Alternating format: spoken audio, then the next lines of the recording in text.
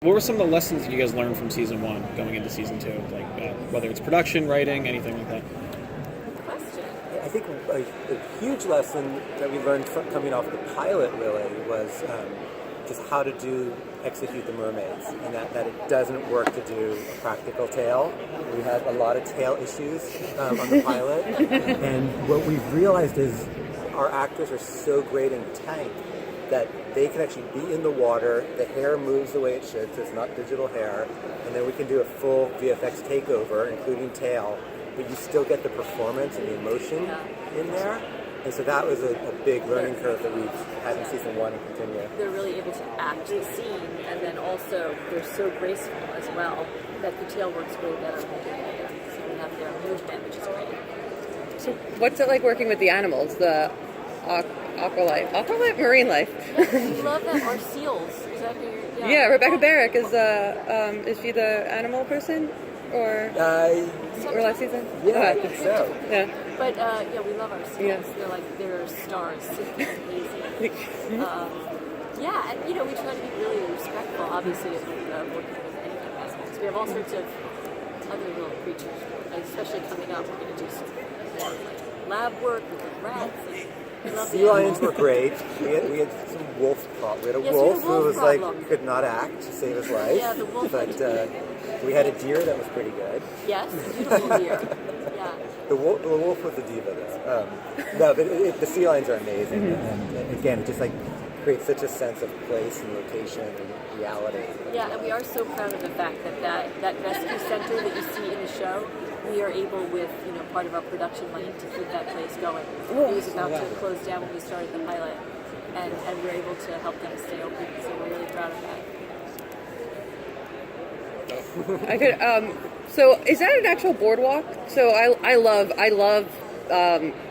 shore tile TV shows. So are you filming on the water? You mean when we see those sea lions? Yeah, and you see all the oceans. Okay. It looks like a boardwalk. It's actually quite narrow. Oh, really? And it's the way you get down into the water area from this center. It's not actually. What is that little building that we actually use? They have sort of like a temporary building, but it's all on docks. Oh, wow. Yeah, it's all built right there. Yeah. And one of the great things about our show is that it's set in the Pacific Northwest. Yeah. And we shoot in Vancouver, so we get to really exploit all those locations so much. We're not trying to make it look like something else. At that location, the coolest thing is up above in the airspace are train tracks that go by.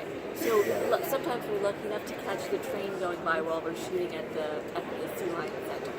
So that's so cool for us when we get a train in the shot too. Yeah. So you originally wrote the Deep, like the first pilot kind of script, the teleplay basically. Going into the season 2, what's the writing process like now? Is there a writer's room involved? Are you guys breaking the story already kind of for season 3? Not quite season 3, okay. But no, we have a writer's room in LA where we break all the stories. Emily and I sort of talk about sort of the overall arcs for where we want the season to go, and then we just really dig in with our writers and break the individual episodes. Has it where it is now? Do you see, when you wrote that initial pilot, did you ever think you would get this far? Well, it's so fascinating because in a pilot you try to plant as many seeds as possible, not knowing exactly which ones are going to grow. But for example, Ben's mother, I put her in a wheelchair, and now I had some ideas about where that's going, and now that's becoming just a huge source for story for us. So that's really exciting to see when those small little details you put in a pilot actually start to really grow into something. Sorry. So I guess going into season 2 now, we're kind of only left with 1 1/8 of a mermaid. So are we going to see more? How is that going to come into play, or is it going to be can't say? Going to have to wait. We're going to tell you some stuff. Okay. We want the fans to be excited about stuff. So you will see more mermaids to land. And there are also more sort of other, like Helen, for instance, is part mermaid and believed she was the only one on land.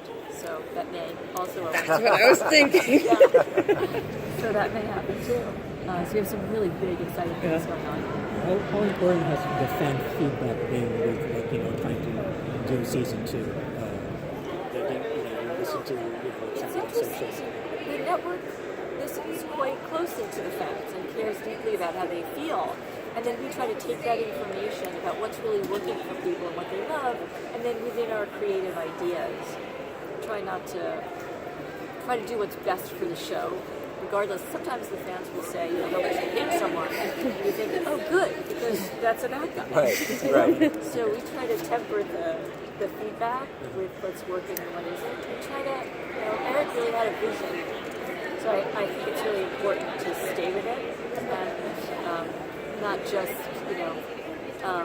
go where everyone else wants to go. I mean, I will say that for the most part, our fans are just incredibly positive and supportive. I mean, I know Aline, on her Instagram, is really touched by the outpouring of love she gets, which is really nice because, as we know, the internet can sometimes not be the nicest place, but our fans just seem really positive and supportive. So it's been great.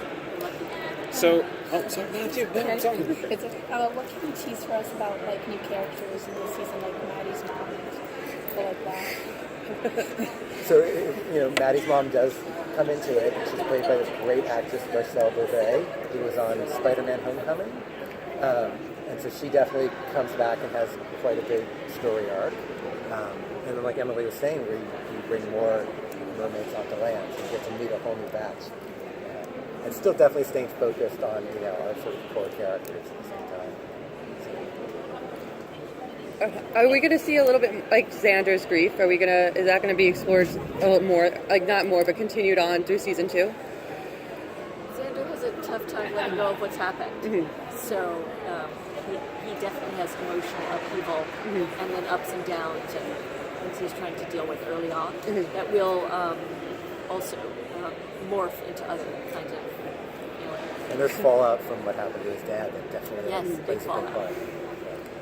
Yeah, and he has to find a new place to live, right? Yeah, that's right. we definitely put Xander through the ringer. Yeah, he does it well. Yeah. Last question? Oh, so can you just talk to me a little bit about how do you kind of show run the show? I think over the last decade or so, we've been seeing the emergence of the showrunner and someone who's kind of the face of the show. But what is something that we maybe don't know that you do on set for a daily basis? Set, so I think it's basically because Eric hadn't necessarily worked in this genre before. It's obviously very complicated, and there are 150 people on the crew up there, and the writers' room as well, and the edit that has to be dealt with, and the visual effects. So it's this job on this show is sort of fourfold. You're sort of and we happen to have just a rapport that's about, and it things back and forth. If Eric dives into something, he's great with visual effects, and I know I can be in the writers' room. You have to oversee all of it.